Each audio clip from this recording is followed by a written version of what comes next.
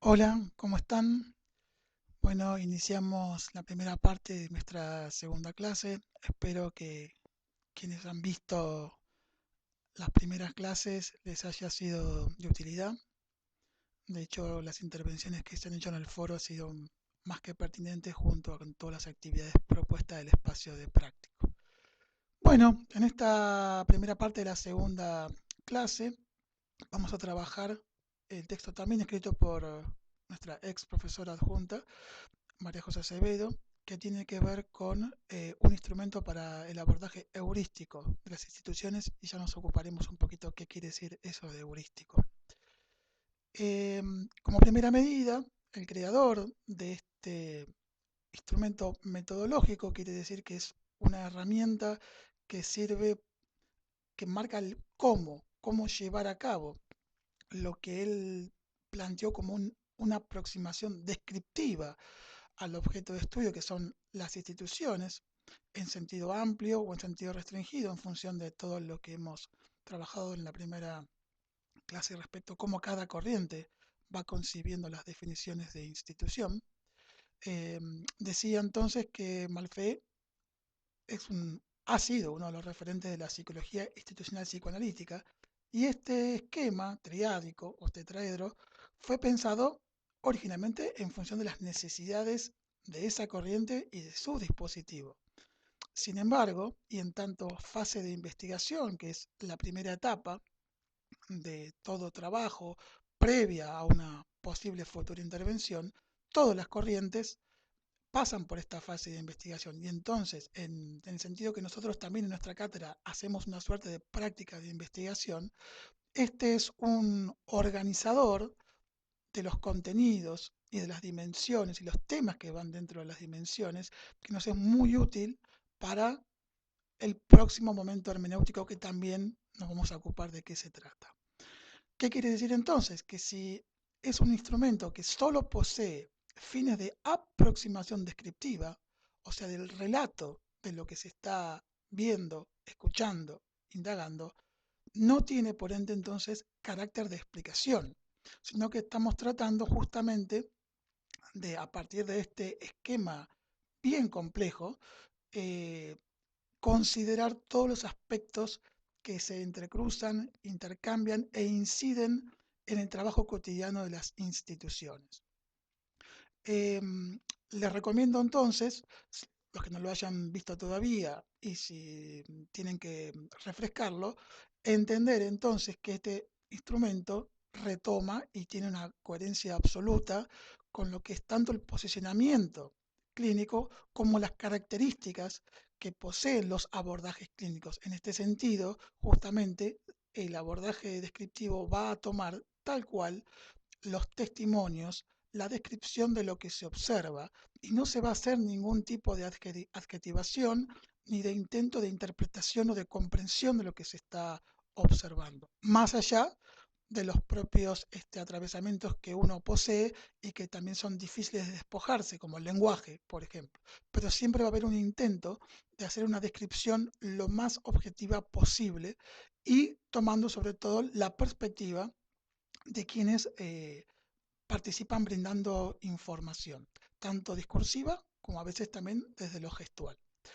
Decíamos entonces que este instrumento marca la complejidad, ahora lo vamos a ver en el esquema, en tanto, me voy a adelantar para que lo podamos ver, en tanto justamente eh, intenta evitar el aislamiento de una parte sobre toda. Lo que plantea este instrumento, más allá de definición de polos o subsistemas donde uno intenta ubicar contenidos que se van registrando de esa realidad institucional, en realidad lo que marca es que hay un permanente intercambio, entrecruzamiento e incidencia de un polo subsistema en los otros.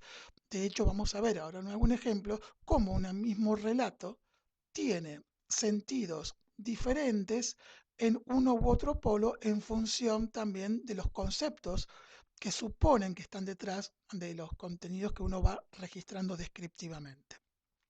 Volviendo entonces a por qué lo heurístico, tanto lo heurístico como lo hermenéutico dentro de la investigación son palabras que han sido tomadas del griego antiguo. Y en realidad el momento heurístico justamente es el del encontrar, el del descubrir, el del hallazgo.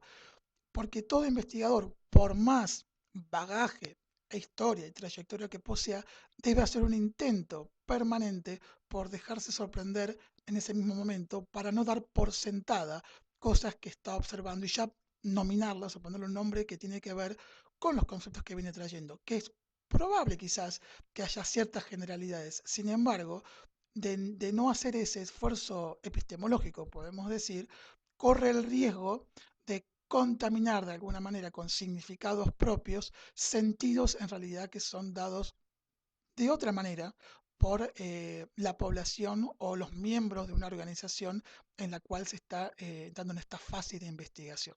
Por eso entonces lo heurístico y por eso ese nombre. Eh, bueno, aquí ustedes van a encontrar en el texto una explicación pormenorizada, inclusive con algunos ejemplos, de cada polos y subsistemas y la dimensión histórica que lo atraviesa.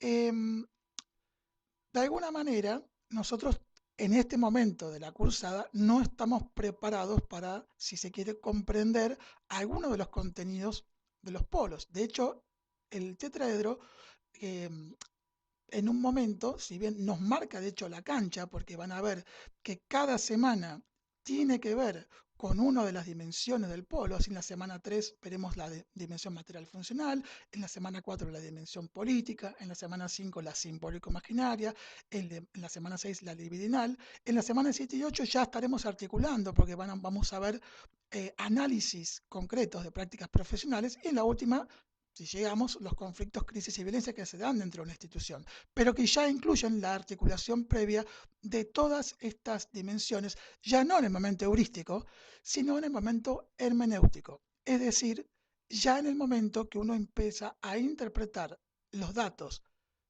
singulares que se dan en la situación también singular de instituciones particulares.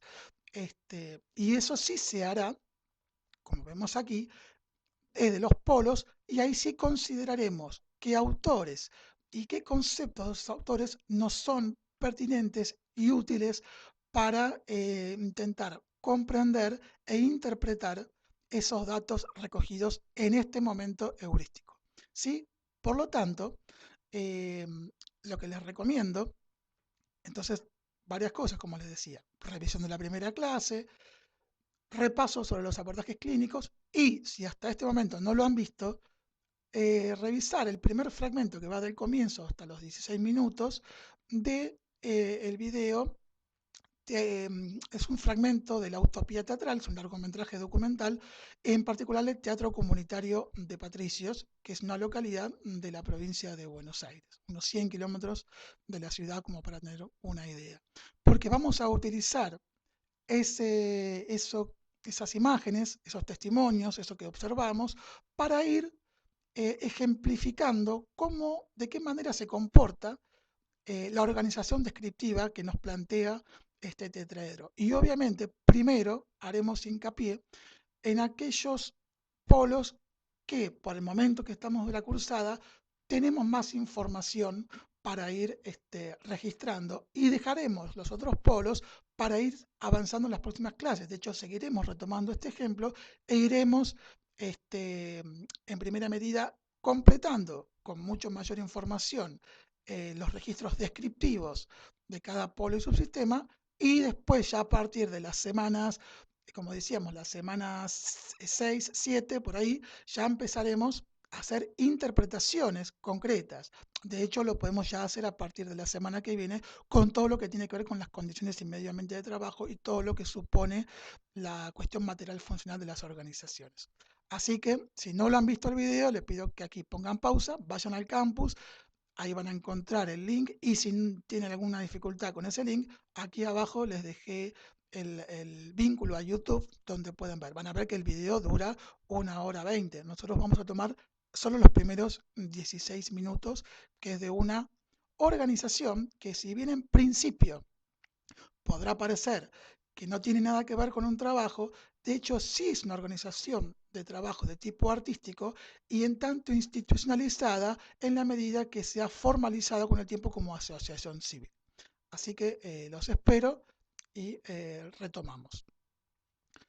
Bueno, si ya dejaron de pausar, entonces ahora sí continúo.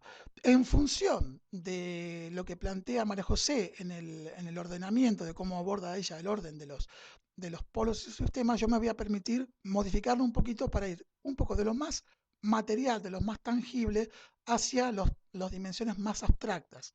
¿Sí? Entonces, primero, en toda institución, sí, consideramos muy fuertemente el atravesamiento histórico. Entonces, ¿qué describimos acá en función de lo que ustedes han visto y escuchado? Y también deberíamos agregar que cuando uno va a una institución también se provee de fuentes documentales, o sea, todo lo que informa la institución en un sitio web, pero también si hay normativas, si hay leyes, si hay protocolos, etcétera, que uno también es necesario que los pueda revisar para comprender en mayor medida cuál es el contexto en el que está situada una institución, para justamente luego ver las singularidades que se manifiestan en ella. Entonces, en el atravesamiento histórico, aquí se colocan entonces los testimonios textuales de los y las protagonistas que narran, en este caso puntual, lo que suponía la vida ferroviaria, lo que estaba alrededor del ferrocarril. Ahí van a ver que ellos cuentan qué trabajo se llevaba a cabo, la relación con la familia, los materiales, ¿no? Cuando se refiere a los vagones, las vías, cómo debían saltar ellos en esos instantes, porque estaba atestado también de material detallado, que ahí también no solo recogía pasajeros o cargamento, sino también era un espacio cabecera, dicen, para el arreglo también de las máquinas. Entonces, cómo cuentan ellos que estaban distribuidos los espacios? En este sentido, como ahí más adelante les menciono, van a ver que después hay un momento que hay fotografías. Esto quiere decir que uno también en ese registro comparativo le agrega al testimonio también descripciones de las fotografías de esos momentos históricos a los que la población hace mención. Eso por un lado. Pero también se pueden incluir los testimonios textuales de las interpretaciones y los significados sociales que estos protagonistas asignan a lo ocurrido al pueblo a partir de la finalización del trabajo ferroviario. Y ahí tienen, por ejemplo, no solo lo que transcriben, sino estar atento al lenguaje utilizado, las metáforas y los gestos, o sea, el lenguaje no verbal, los tonos de voz inclusive, si son más altos, si son más bajos, la postura del cuerpo, los gestos en la cara y las emociones expresadas en el momento de contar. Entonces acá les pongo algunas frases textuales, que así se debe anotar también cuando uno va describiendo, cuando quiere sostener algo bien significativo, y hay una entrevistada que menciona que Patricios quedó todo muerto, quedó en terapia Patricios. Otra menciona que fue la hecatombe, ahí fue solo un solo sufrimiento, decaimiento total, amargura. Otra menciona, se quedó como muy melancólico el pueblo, muy triste, fue muy difícil eso, fue muy difícil. Los que quedamos acá fuimos las familias, matrimonios que se disolvieron lamentablemente. Estábamos destinados a ser un pueblo más a desaparecer. O sea, no solo se registra lo que uno está observando en la fotografía, sino también va registrando todo aquello ligado a esa historia de ese pueblo, que es previo a la conformación de la organización, y el modo en que lo dicen. Por lo tanto, acá uno debería agregar en estos testimonios qué postura tenía cuando lo dijo, cuál fue el tono de voz cuando lo dijo, siempre intentando ser lo más fiel para que el que lea después esa descripción tenga un relato lo más fiel posible de ese contexto. En este sentido, entonces, está la historia del pueblo que lleva a la historia de la organización artística teatral, que fue concebida posterior a esa situación crítica.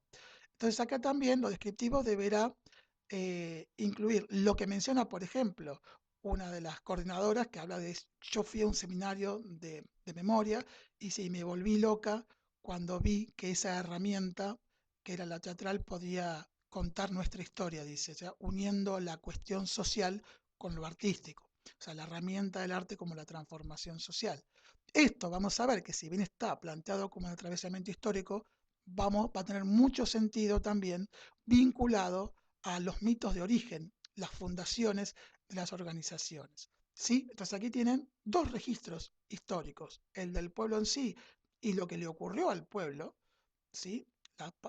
Uno podría agregar también lo que, como dice Ricardo Talento, lo que es la metáfora, ¿no? De todo pueblo que decae a partir de un ferrocarril que deja de pasar, además con un contenido político específico ligado a los años 90. Por eso ahí también, si uno fuera a la institución en esta fase investigativa, debería indagar cuándo dejó de pasar el tren, cuáles fueron los motivos por los cuales dejaron de pasar el tren, para entender cuál fue el origen de este pueblo, cuándo se creó este pueblo, lo que estuvo anudado el pueblo a la relación con el ferrocarril y lo que eso supuso en términos comerciales, identitarios, eh, eh, también de los espacios institucionales como salud, educación, que se fueron creando a partir de las estaciones de ferrocarril ahí.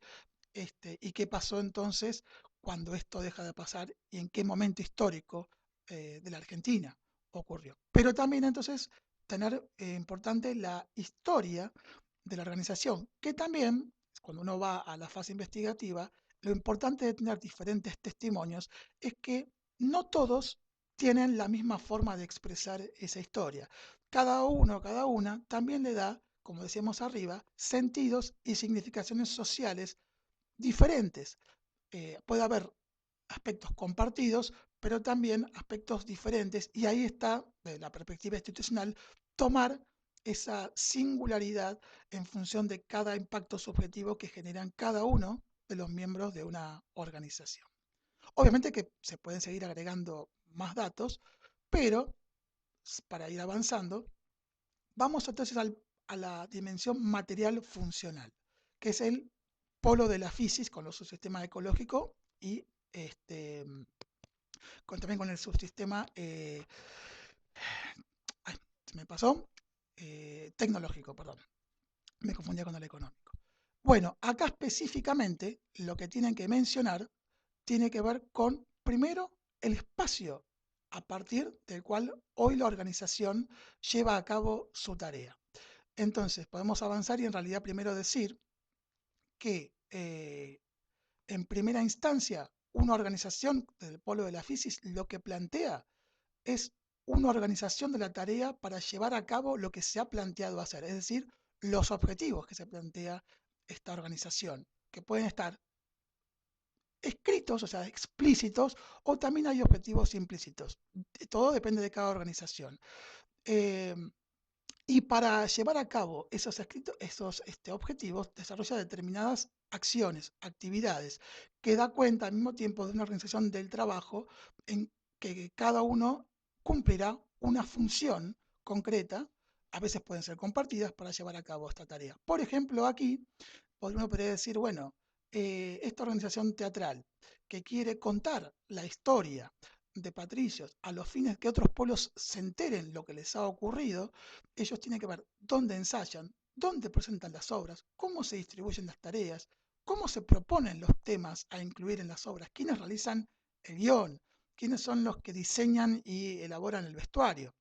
Pero también fíjense que hay una de las imágenes que ya no solo es el teatro en sí, sino que también han constituido un museo ferroviario que tiene que ver ahí con, como se ve poca información, que si no estuviera en la fase de investigación, también debería conocer cuál fue el motivo por lo que crearon, cuándo se creó, si esto devino posteriormente a la cuestión artístico-teatral, etcétera, etcétera, etcétera, donde también ahí se da cuenta de algún periodo que tiene que ver con el pueblo y los sentidos y significados que a partir de los materiales que así se muestran, como puede ser puentes, trenes en miniatura, las señales, etcétera, etcétera, tienen que ver no solo con un aspecto material, o sea, algo tangible, es decir, unas señales para si un tren tiene que pasar o no, sino que esas señales tenían que ver también con un momento específico por la que han pasado muchos de estos pobladores. De hecho, un elemento clave también a tener en cuenta es la franja etaria, o sea, las edades de las personas que son partes de esta organización. Y si también hay nuevas generaciones que vienen detrás de ello. Todo ese material que por ahí no está expresado ahí en esa en este video, en este corto específico de Patricios, es lo que uno debería ir averiguando en esa fase de investigación a medida que va conociendo la organización.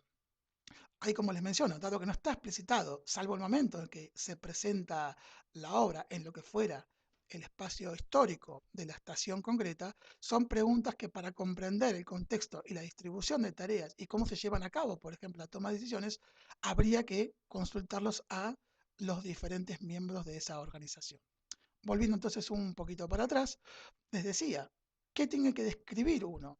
Los espacios de esta organización. Entonces, cómo es la estación de tren, qué materiales tiene, cómo está pintada. También el contexto más amplio del pueblo. Ustedes dan cuenta que hay una diferencia entre el estado de la estación y el estado del resto de lo que ha sido de los elementos vinculados al ferrocarril. Entonces, ahí les pongo en grandes, tener mucho cuidado cuando uno describe, no adjetivar. Ahí les pongo un ejemplo. Entonces, decir, se ven talleres viejos y en mal estado. Esto sería incorrecto justamente porque uno está poniendo la perspectiva que tiene uno de esa situación. En realidad lo que hay que describirlo de una manera más objetiva, uno podría decir que los espacios, uno podría poner tamaños aproximados, entonces uno podría decir el galpón donde se encuentran el elemento giratorio donde se apoyaban las máquinas para entrada y salida, es un galpón de alrededor de 50 metros cuadrados con 30 metros de altura, etcétera, etcétera, para que quien va leyendo tenga una idea de esos espacios en función del trabajo, que es lo ergonómico, digamos, de la parte institucional. Entonces ahí, vuelvo a decir, los espacios que se dedicaban al cambio de locomotoras se encuentran derruidos, con moho en casi el 70% de sus paredes. El pasto crecido ha tomado lo que eran los pisos de losa.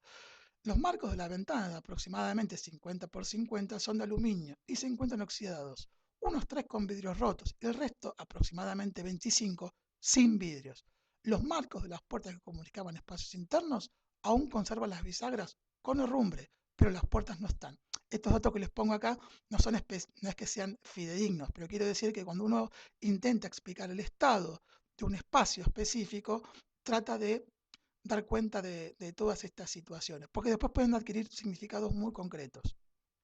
Entonces, se puede completar una descripción más exhaustiva a través de la comparación con imágenes del pasado reciente o lejano, que pueden ser tomadas de fuentes documentales como las fotografías en sitio web o fotografías que pueda tener la población, y también desde el recuerdo que esta población tiene en sus testimonios de esos espacios, lo cual también será una verdad vivencial, que no necesariamente tenga que ver con la verdad real, pero sí por cómo la tienen registrada esta población, que también pueden diferir entre cada uno de los habitantes.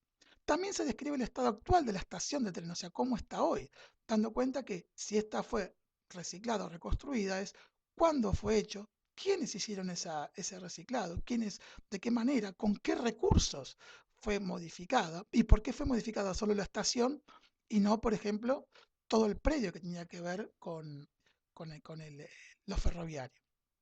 En este sentido, también habría que explicar cómo fue realizado el museo también y de dónde se obtuvieron los recursos, cómo se gestionaron esos recursos. Entonces digo, acá les pongo que, como ya vamos notando, la complejidad que nos plantean las informaciones en tanto multiplicidad de sentidos, vamos reconociendo que desde su sistema ecológico nos da indicios de vinculación ya con el atravesamiento histórico, porque la gente nos habla o nos cuenta sobre cómo estaba el espacio antes y ahora, pero también con el económico, en tanto, con el sistema económico, en tanto es lo que hablamos reciente, cómo obtener esos recursos para modificar los espacios. Y esto ya su sistema económico nos va a llevar luego a la relación con el polo de la crátesis, pero también con el polo de la semiosis, en tanto el sentido que le dan a reconstruir esa estación con determinados elementos que pueden conservar cuestiones del pasado o restituir la fachada del pasado, pero con nuevas actividades, o sea, resignificando ese espacio,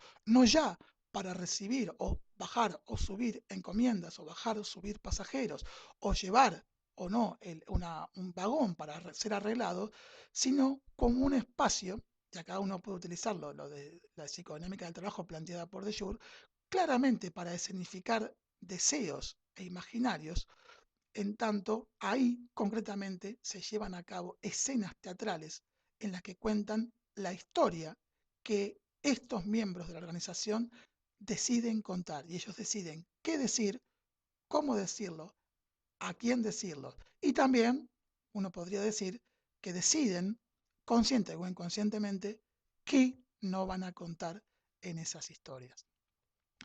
Siguiendo con el polo de la física, entonces tenemos el subsistema tecnológico, y aquí uno debería, por ejemplo, dar cuenta de los elementos como iluminación, sonido, el vestuario, que se utilizan en las obras, la música también, o sea, los instrumentos con los que se toca esa música, y también esto que decíamos antes respecto a lo económico o los saberes o los recursos, el origen de estos recursos, cómo se han obtenido, si son propios y elaboración propia del grupo o han tenido que ser adquiridos por donaciones o por compra. Y esa compra es si lo económico lo han colocado los mismos miembros o han obtenido subsidios, becas, diferentes programas de orden nacional o provincial o de organizaciones internacionales que les han ayudado frente a una presentación de proyecto a obtener estos recursos. Como ven, esto supone agregar preguntas en esa fase de investigación. Pero al mismo tiempo, fíjense que cómo obtener recursos nos va a dar una idea de cómo se organizan en el trabajo para gestionar y generar estos materiales. Entonces quiere decir que una misma pregunta, un mismo contenido, no necesariamente tiene una sola vertiente de comprensión. ¿Está? Siguiendo con el subsistema tecnológico, acá también, por ejemplo, se tendrían que registrar las técnicas utilizadas para aprender teatro. ¿Sí? Técnicas en artes escénicas, que habrá que preguntarle a quienes coordinan, cuáles son las que se llevan a cabo para formar a gente que originalmente no tiene una intención de ser actor o actriz. Más allá que ustedes van a ver el testimonio de alguien que dice, yo nunca me hubiera imaginado que iba a ser actor. O sea, ¿qué quiere decir? Que si el tren no hubiera dejado pasar, no hubiera pasado esta crisis, esta persona quizás nunca hubiera incursionado en el teatro. Pero para poder expresar ideas de manera artística a otros, hay una formación que hay alguien del pueblo que hicieron ese seminario que ha seguramente formado a esto. Entonces, a esas personas habría que preguntarles qué técnicas utilizan y también a quienes están formados como actores consultarlas qué han recibido y cómo se han formado. Y también es si han incorporado cuestiones propias del grupo para poder formarse de la mejor manera. En este sentido, lo tecnológico también va a pasar por cómo ellos hacen una difusión, una visibilización de su tarea y preguntarles si lo hacen mediante hoy con las redes sociales, si lo hacen en el boca a boca, cómo, una cosa es en el pueblo, cómo hacen para llegar a otros pueblos, si han generado redes con otros espacios artísticos. Bueno, de hecho ustedes ahí ven que han sido 2 veces sede del Encuentro Nacional del Teatro, quiere decir que han constituido redes, por lo cual ahí es interesante consultar cómo es que han ido constituyendo estas redes con otros espacios teatrales. Esto ya lo miramos. Entonces ahora vamos a la dimensión política. Acá, como decimos, ya tenemos menos materiales para ir organizando en función de lo que todavía hay textos que no han visto. De todas maneras, si vamos al subsistema nómico, que son las reglas de toda organización, si bien acá no está, yo debo decirles que esta institución ya es una asociación civil formal, por lo cual también le da el estatuto de organización.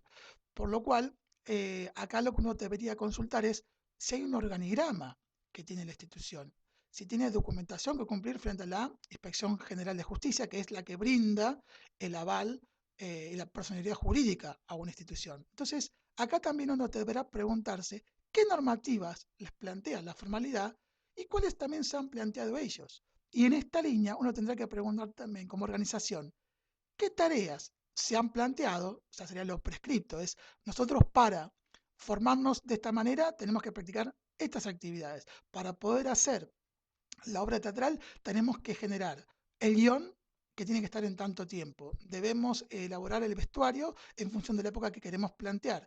Otro deberá ocuparse también, seguramente, de la difusión. Habrá que ver cómo está organizado, si todos realizan todas las tareas a la vez o ya hay una división de tareas. Y acá entonces tendrá que ver también es qué es lo que se plantean, lo prescripto, y cómo realmente llevan a cabo esa tarea que es la tarea real. ¿sí? Entonces, se cayó Internet, ¿cómo es que llevas a cabo la difusión si Internet se cayó? ¿Cómo haces si no tuviste todos los vestuarios que vos necesitabas para esa obra? ¿Cómo se ha adaptado? ¿De qué manera se las han ingeniado? Entonces, quiere decir que siempre, como decíamos en la primera clase también, lo prescripto nunca ocupa toda la, digamos, totalidad de la tarea. Siempre hay una tarea real que se lleva a cabo generando, como decimos, trampas a la organización prescripta. Y esto veremos si se hace de manera cooperativa o, o no. Entonces ahí uno tendrá que ver justamente es cómo se organiza esta institución en particular.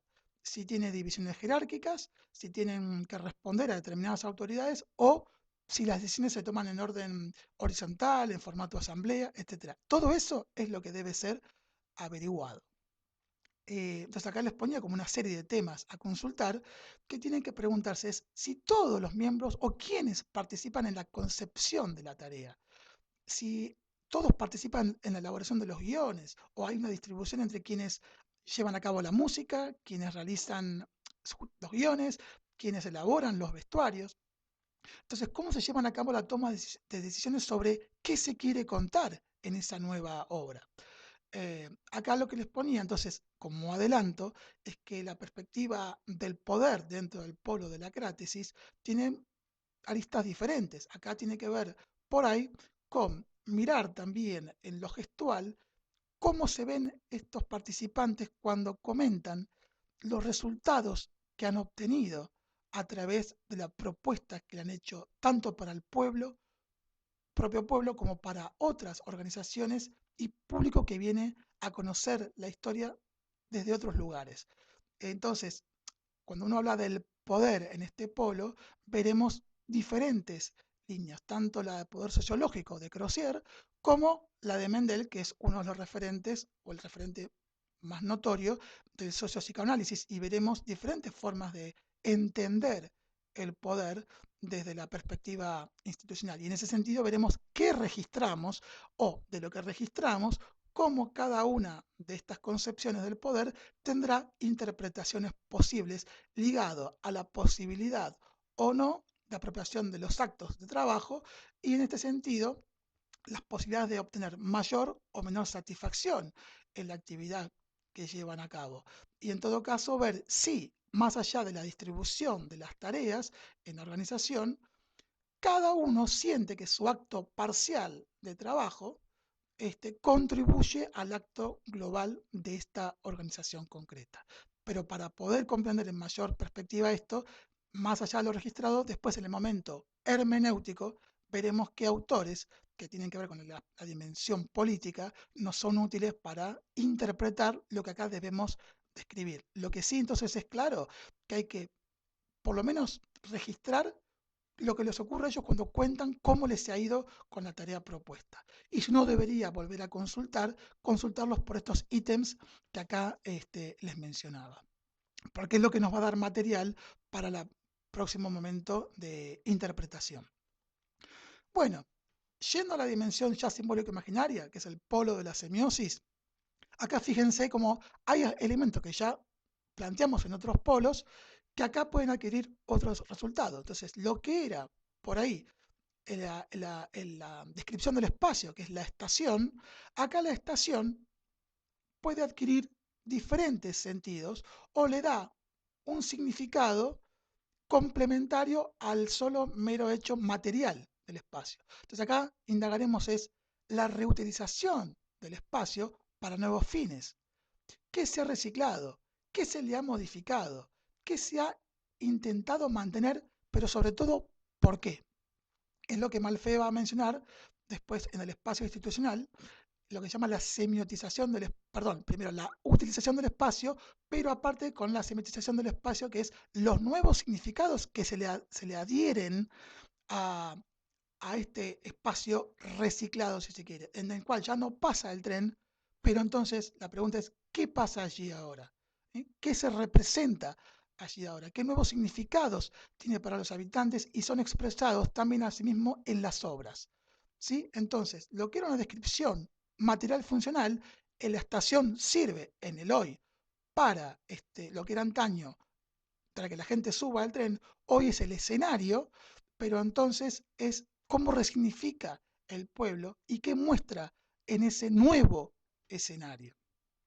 Eh, y al mismo tiempo, cómo esto funciona como una posibilidad de espacio político. Ese espacio donde antes, vuelvo a decir, subía o bajaba gente y tenía un sentido acerca del trabajo, ¿no? De llevar y traer cargas, contribuir, si quieren, a la dinámica de la nación, al enriquecimiento de la población. Acá, en realidad, en función de lo que se dice en una de las obras, quizás se planta como un espacio de resistencia. Eso tendremos que verlo. Pero si uno escucha en la obra de teatro donde se dice, ellos dicen acá, se resiste. Patricios resiste. Entonces el espacio, veremos más adelante en el espacio interpretativo, juntar qué elementos nos dan cuenta del sistema ideológico o político que tiene un espacio. Acá entonces retomamos algunas frases vinculadas a lo simbólico. Entonces, un habitante decía, creo que el desarraigo es lo que más pega en la población de patricios. Fíjense que no menciona en sí no solo el trabajo, sino lo que implicaba irse del espacio. O sea que el trabajo no es solo perder lo material, sino que significa también la necesidad o posibilidad de irse sin el propio consentimiento. También vamos a ver más adelante en las formaciones imaginarias, cuando veamos la clase sobre dimensión simbólica imaginaria. Y acá la historia, como les decía al principio, ya tendrá ribetes de mito. Es decir, ese momento fundacional de la organización, que se genera post cierre de los ferrocarriles, cuando la coordinadora dice fui al seminario y me volví loca, era la posibilidad de unir lo teatral con la cuestión social, es un momento que hay que ver cómo cada uno de los miembros menciona, cómo lo expresa, si lo dice de la misma manera, cómo significó para cada uno de ellos, cómo mencionan estas personas a esas personas que trajeron esta posibilidad, porque algunos se unieron y otros no a esta propuesta. Entonces también ahí se expresa a través de algunos relatos lo que después veremos como utopías. Entonces, como información, como dimensión simbólica imaginaria, uno podría retomar testimonios como este. Algún día, en algún lugar, van a saber lo que nos pasa y ese día Patricios se salvará de caer en el olvido. Eso por un lado, ¿no? La utopía, que si uno lleva a cabo esta tarea, este expresar teatralmente frente a otros, se le adjudica un símbolo que tiene que ver con que nos vamos a salvar a partir del reconocimiento de otros. Y después, en un aspecto ya más de resultado, una de las miembros del grupo menciona que hemos logrado, a pesar de todo, o sea, de todas las dificultades que tienen todavía, que se interesen en el pueblo. No solo gente de aquí, o sea, de patricios, sino de otros pueblos. De alguna manera, entonces, la utopía que se van planteando no es algo inalcanzable, sino que es lo que de hecho se realiza actividades a partir de actividades concretas. Vuelvo a decir, estos son los testimonios que estamos recogiendo para ver con el material conceptual en el momento hermenéutico que serán útiles para interpretar estos contenidos. Hasta aquí está lo de Jure también, que ya les mencionaba con anterioridad. Y hay otros aspectos identitarios ligados al territorio que mencionan, ¿no? Ahí dice, personalmente a mí me da bronca, porque todo te lleva a que te tengas que ir, y yo no me quiero ir, me van a tener que sacar. Si me tengo que olvidar de mi título de contadora, me olvidaré.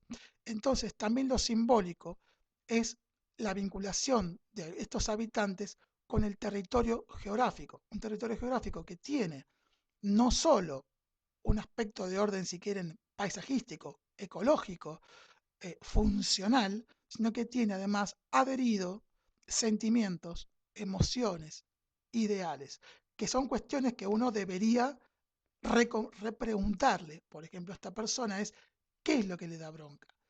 ¿Por qué ella no se quiere ir? ¿Por qué tendrían que sacarla a la fuerza? ¿Y por qué ella estaría dispuesta a olvidar este título de contadora con tal de quedarse? Cuando ella después menciona además que ella se imagina tejiendo en Patricios y no en otro pueblo. ¿Se entiende? Entonces ahí uno va rescatando la singularidad. Otro miembro del grupo puede darle otra explicación a la relación con el territorio y tendrá otras explicaciones sobre su relación con la geografía del lugar. Quiere decir que entonces que los espacios, tanto de la organización como del territorio, no solo tiene una explicación funcional o tangible, sino que tiene adherido otros sentidos y significaciones sociales que los miembros le dan y que son los que a la perspectiva institucional le interesan sobremanera para comprender luego el terreno en el que está caminando y también para ver qué dispositivo, llegado el caso, será el más pertinente en función de lo que pudiese solicitar una institución en particular. Como decíamos respecto al subsistema ideológico, aquí no aparece la cuestión, en definitiva, partidaria, más allá de que se menciona así un proyecto de país en un momento que habría que volver a investigar sobre eso, pero en el subsistema ideológico vemos cómo se menciona el nosotros. Y acá vuelvo a retomar un mismo testimonio que puede servir para varios subsistemas. Cuando alguien menciona hemos logrado y no dice he logrado, está hablando ya de un colectivo, ¿no? La impronta comunitaria, cuando menciona una también de las tareas, que es teatro de vecinos para los vecinos, de la comunidad para la comunidad. Ahí estaría un poco la impronta ideológica de este grupo, que como también decíamos antes, frente a lo no querido, se planta como resistencia. Y esa resistencia la mencionan en los guiones de la obra.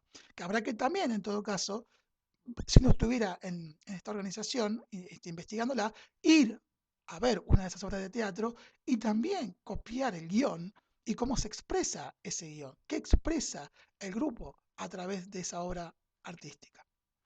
Y por último, también el subsistema epistémico, que hace mención a los saberes formales, por un lado, pero también los de oficio que se van generando a partir de la implementación del teatro. Como les decía, si bien puede haber formaciones que les han ya pasado esta coordinadora, también habría que consultar y describir qué han ido aprendiendo ellos y qué le han incorporado, estas trampas que le incorporan, por ejemplo, para acordarse la letra, eh, qué gestos se hacen para darle pie uno al otro, que por ahí no están marcados en una cuestión formal, pero sí el grupo se los ha ido constituyendo y forman parte ahora de los saberes de oficio. De todas maneras, esto que yo estoy suponiendo es aspectos que deben ser consultados y luego descritos, sin valoraciones, sino explicar y describir cómo es que el grupo ensaya las obras y cómo se desarrolla el pie para darle letra a otro y que pueda continuar sin que nadie se pierda, por ejemplo.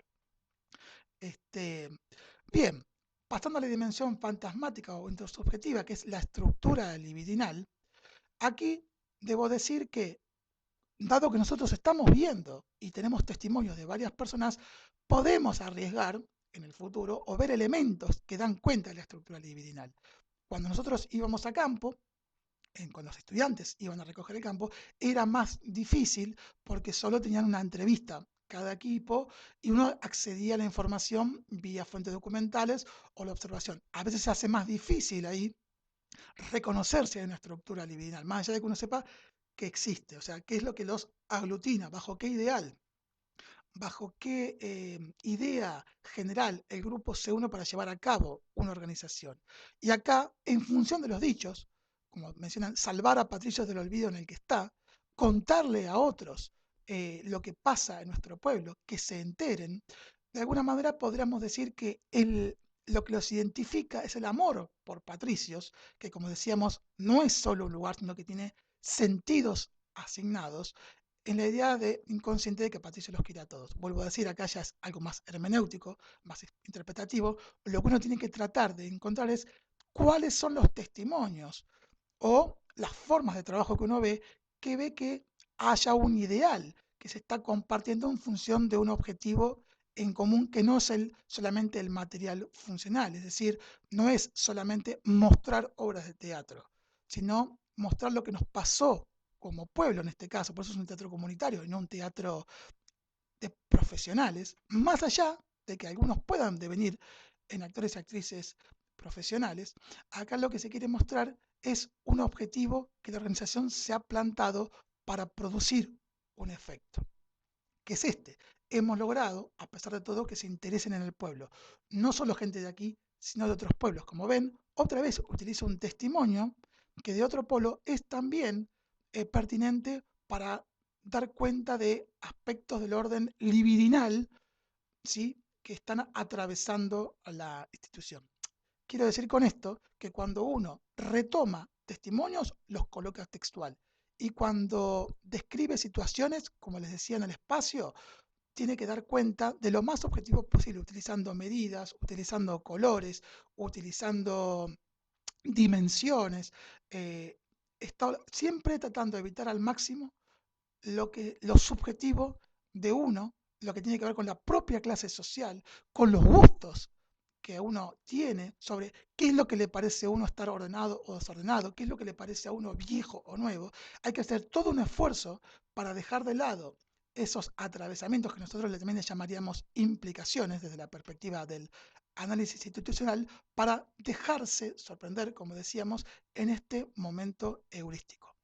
Este mismo ejemplo, como les decía, lo iremos utilizando cada clase, por ahí con otros, para ir comprendiendo qué seguir registrando y cómo desde cada marco teórico conceptual, desde las dimensiones que vamos planteando, le vamos adjudicando interpretaciones, que como verán, son interpretaciones a partir de las interpretaciones que ya realizan los mismos habitantes, en este caso, o los mismos miembros de esta organización de trabajo artística.